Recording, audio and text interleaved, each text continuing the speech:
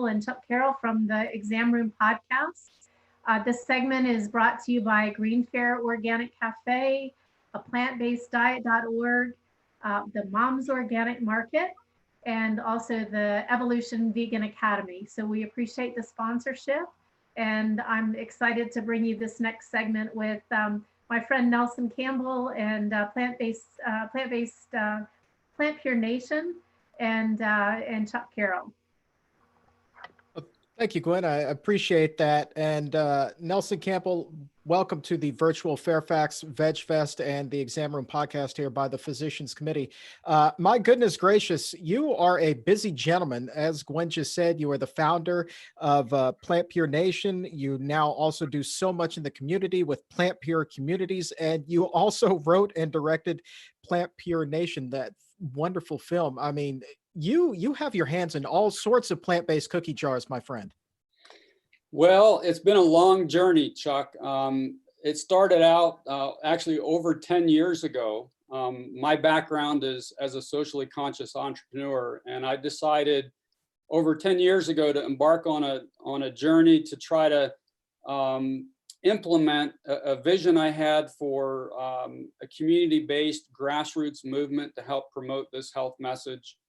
And it's a rather complex vision. So there are a number of different elements, and we've just been working away over these years, working on one after another, and it's all finally starting to come together. Let's talk about how that message is kind of resonating in these communities that you're working with. We hear so much time and again about the standard American diet, and we hear all of these grim statistics about obesity being on the rise, diabetes being on the rise, all of that. In the communities that you're going to work in, how receptive are the people there to this message? Well, I find that people are very receptive, and it's really all in how you communicate this idea. So, we have a 10-day program we've created. It's a jumpstart program that has education. It's supported by food that we've developed. And it provides an opportunity for people to go on the diet for 10 days. And especially if they do pre and post biometric testing, it's a very impactful experience for people. But we've done that all over the country. But I find that everywhere people are receptive. So for example, we did a couple programs in a community in southwestern Louisiana, a Cajun community, and we went to a small town. Actually started working in a trailer park community there. The health statistics there were very dire, and people weren't used to eating plant-based for sure. And we had great success there in that jumpstart. We've been doing work in New York City with Somos Community Care. They service Medicaid patients in 4 of the 5 boroughs, a mostly Latino population. We've had great success there. We had great success in Mebane, North Carolina, which we showed in our film PlantPure Nation. It's a small southern town, rural town, and kind of in the stroke belt, if you will, and had great success there. So it's really in how you communicate the idea. It's, you have to communicate it in a way that resonates with people's core values.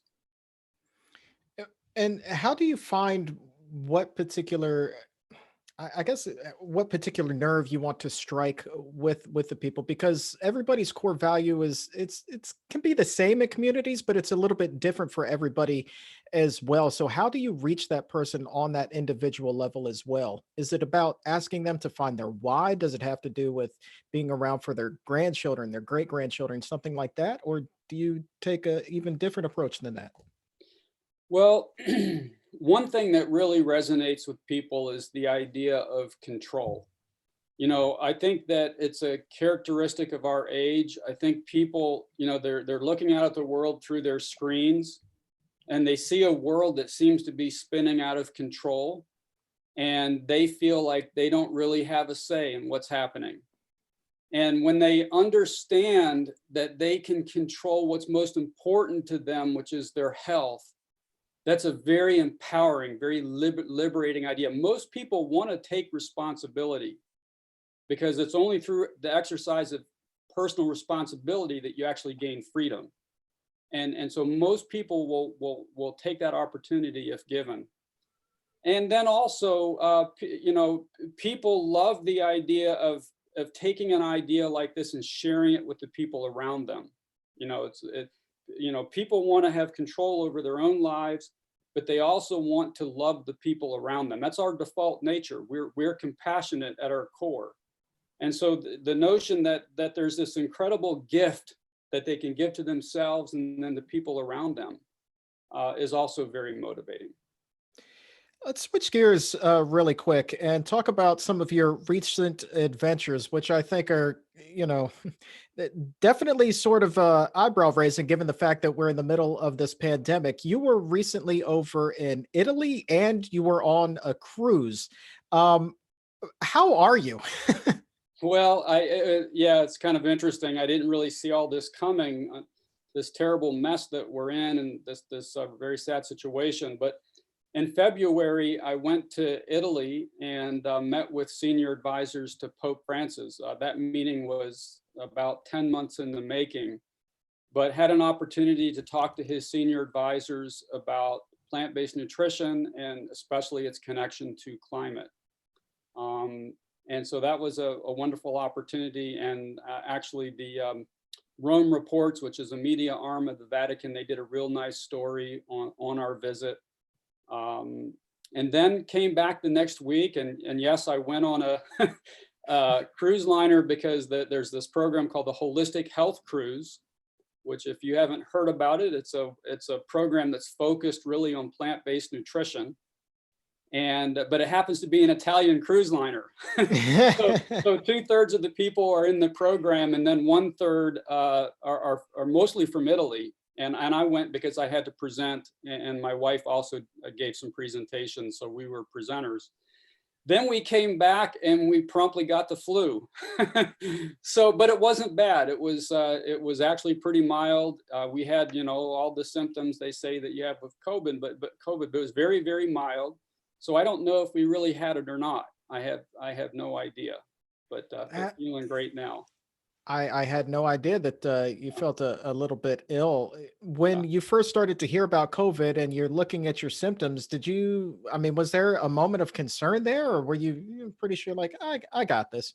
Yeah, no, I felt that way. I never get, really, really sick. I think that's happened to me once in the last 30 years or so that I've gotten really sick. But when I get something, it passes pretty fast. So this was no big deal. And it could have just been a traditional flu virus. I don't really know. Speaking with your father earlier today, and I was asking him, I was like, well, listen, do you think that if everybody were to be eating a plant-based diet, we would not be seeing any of this talk of needing to flatten the curve? There wouldn't be this extreme taxation of our medical system. There wouldn't be a shortage of hospital beds, and we certainly wouldn't see the number of fatalities that we are with this disease. What he said seems to make a whole lot of sense based off of the data that he was able to share based off of the China study. Would you agree that that's your assessment as well? Yes, in fact, he probably told you that he wrote an article on this that we recently published through our nonprofit PlantPure Communities. And it's a very compelling article. But the basis for that article was a discussion that we had after we read of a study in Italy that was done by the National Health Authority there, where they found that over 99% of all the people who sadly succumbed to this disease, over 99% had pre-existing health conditions. And of course, most of that is chronic disease related, which is lifestyle related. It's all about nutrition. And so, yeah, it stands to reason that if we're eating the right foods, that we're gonna be able to survive this disease. And we need to be getting that message out there. And of course, my dad probably shared with you some interesting data that he found in his China study to support this point. But it's very compelling because, the diet that will prevent and reverse chronic disease, it stands to reason it also would help with infectious disease, because health is health, no matter what you're talking about with respect to the body. And the sad thing is that that our political leadership and our national media, they're not talking about this. You know, I've been watching the news, as I'm sure you have and everyone else has, and I haven't even heard the word nutrition uttered once by anyone. And there are very, well-known medical kind of experts and talking heads on the news who know of the China study and know of my dad's book and have interviewed him and talked to him, and yet there's no discussion about this. So one of the things that we're doing right now through our nonprofit PlantPure Communities is we're launching a global jumpstart, and it's a 10-day program where everyone goes through it together and they live plant-based for 10 days. And we're providing a lot of education and seminar recipes, videos, all kinds of cool stuff. And we just kicked it off today. And but we'll be doing another one early in May. I think that one's going to start May 10th. But we had over 5,000 people sign up from 75 different countries around the world. How did you reach such a wide audience? 75 countries, 5,000 people. That's quite a bit. Yeah, well, we just actually hatched the idea 2 weeks ago. So we've been working pretty hard. We have a small but very committed team in our nonprofit. They work really, really hard and they're really passionate. And they've done an amazing job pulling this together in 2 weeks. But we just did a lot of, social media promotion. My dad's also his organization. He's got a nonprofit, Center for Nutrition Studies. They did some promotion. We did a video, we put that out there. Of course, my dad's article pulled a lot of people in. So we're hoping that, and we're going to keep doing this, probably keep doing this every month. And so we're hoping that the next Jumpstart will be even bigger. I think a lot of people watching this right now are like, hot diggity, man, let me get involved in this. So what is the process here with the 10-day? Like they want to share it with their friends and their families. So what is the process for registering yourself? Yeah, so it's at PlantPureCommunities.org. And the registration for this Jumpstart actually doesn't close out till midnight tonight, I think. But then after that, when people sign up, it'll be for the May 9th Jumpstart. And again, there's tons of information. There's a beautiful seminar, online seminar, and beautiful workbook and recipe videos that they get each day, and all kinds of stuff. So I want to talk to you about actually the food that you put out, because at the end of the day, everybody loves food, right? We all love to eat. I appreciate food now more being plant-based than I ever did when I was 400 pounds. And if you could just kind of tell us some of the things that you guys are putting out, and let us just salivate for a little bit, I would really appreciate that, because here where I am in Washington, it's getting close to dinner time. So get me going. All right. So I'll just take a step back. So a lot of what we're doing really happened on the heels of a film that I wrote and directed called PlantPure Nation. And probably many of your our viewers have seen that, but if not, it can be found on Amazon Prime, YouTube, and other platforms.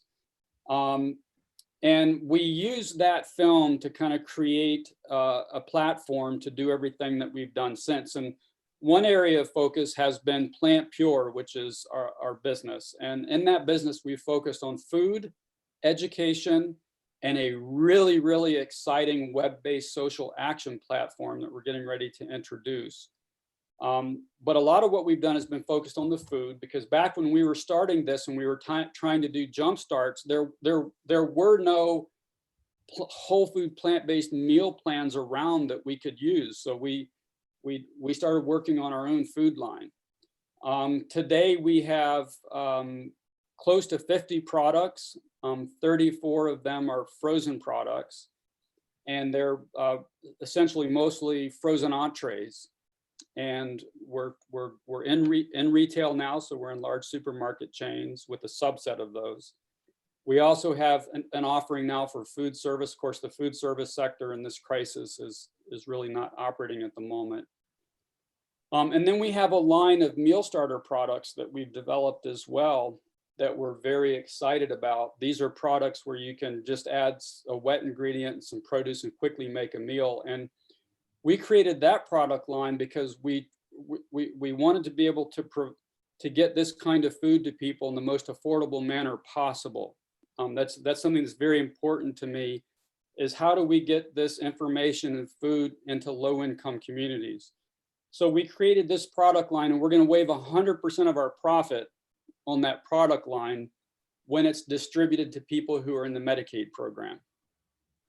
So we have all those products, and if you're interested, you can go to Publix, Harris Teeter, Shaw's. You can find our frozen entrees there. We also have them online at PlantPureNation.com, so you can order them there as well. The meal starter products aren't quite out yet because we're just finalizing them.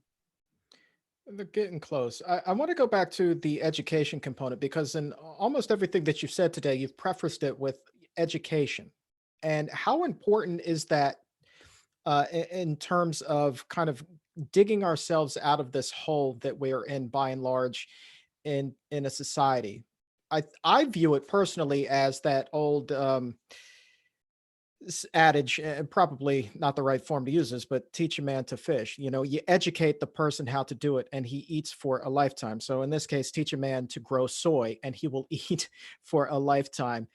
Whereas just giving him one particular meal and he eats one time, but you're actually educating people. How gratifying is it to see kind of the light bulbs go off in their heads and know, like, hey, it's clicking with them, and will be a lasting change for this person? Yeah, so that's a very gratifying experience, and I've had the pleasure of seeing that happen over and over and over again. And for us, education is kind of a broad concept. It's what can we deliver, like through a seminar, for example, or a workbook of some sort. But there's also experiential education. There's wisdom and knowledge that comes from experience. And so that's why we created the Jumpstart program. Is we have education, kind of traditional education there, explaining to people the why, but then we also make it easy for them to live plant-based for 10 days so they get the experience. And when you combine that book knowledge with the experience, it's powerful. So, and I've seen that light bulb go off a lot, and it's very gratifying. Is there anybody or any particular story that you could share of somebody that you've worked with or you've seen through the nonprofit that has really just had this incredible, remarkable transformation, and not only touched you, but is now serving as an inspiration to others who are going down that same path? Yeah, I mean, there have been so many, Chuck. We've had, type 2 diabetics who, even within 10 days were able to get off their insulin. We had one fellow who was healing so fast that he actually started to have some issues because his insulin wasn't getting decreased quick enough, and he was taking too much for his body based on where it was, because it was healing so quickly. We had a gentleman who had advanced brain cancer and did this, and the cancer reversed. We've had people who've suffered arthritis, a lady who couldn't walk upstairs because she was in such pain. And by the end of the Jumpstart, she was so excited because she could go upstairs, We had another fellow who had really severe gout, overweight, a lot of aches and pains, and he basically just lived between his kitchen, bathroom, and the recliner in his living room.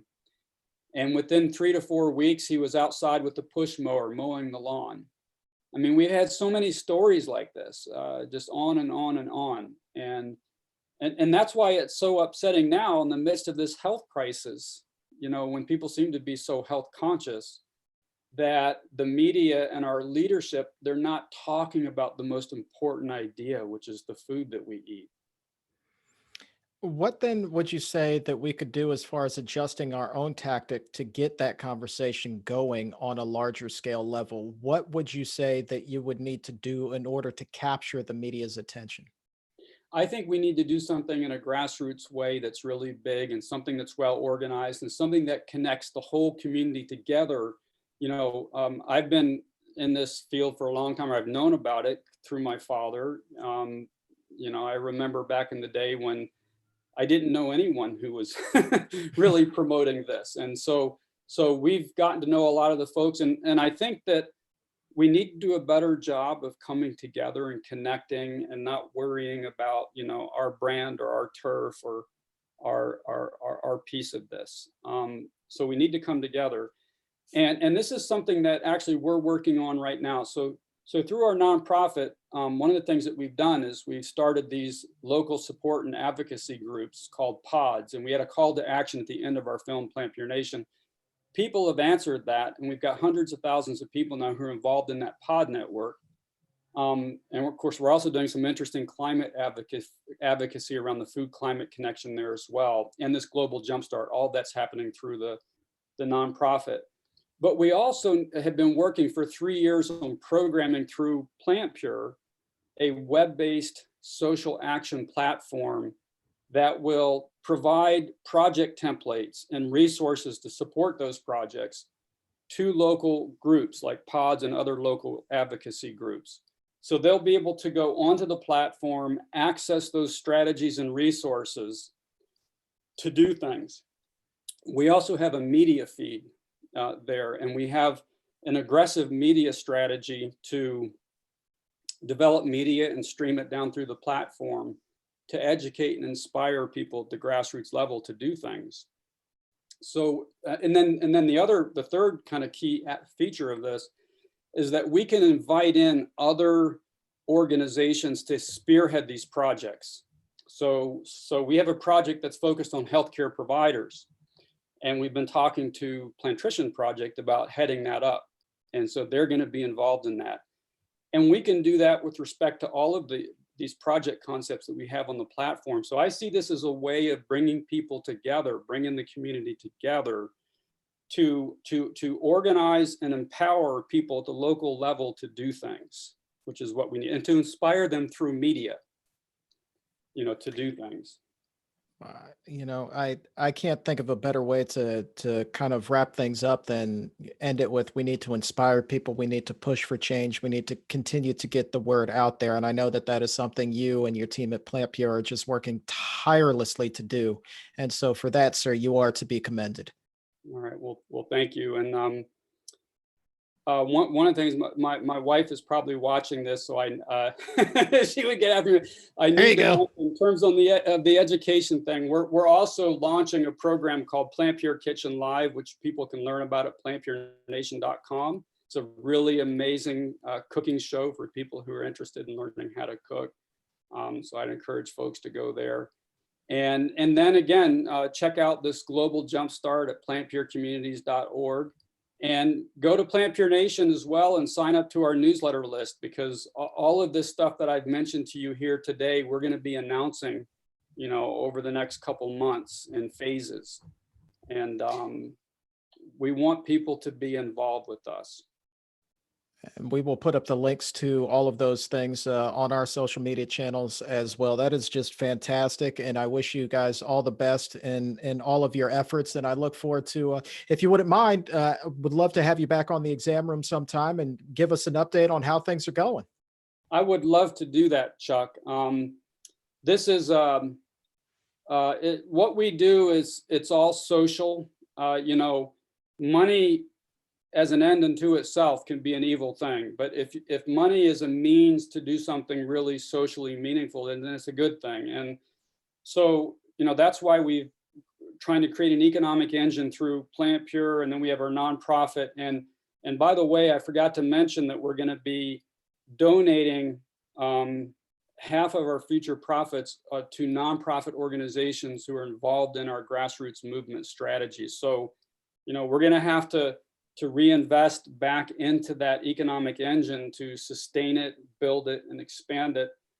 But for every dollar that we put there, we're gonna share a dollar with nonprofits, kind of a Newman's Own model. Mm-hmm. And it's all about what can we do to change the world, because we're in a tough spot. No kidding. The good news is that there's a lot of solutions out there, and there are a lot of people who want to be part of the solution. If we could just figure out how to connect everyone, and not just connect them, but plug them into ideas and resources so that they can be part of a solution. All right. Nelson Campbell, you indeed, my friend, are part of the solution. So thank you very much for your time today. Thank you, Chuck. I enjoyed being here.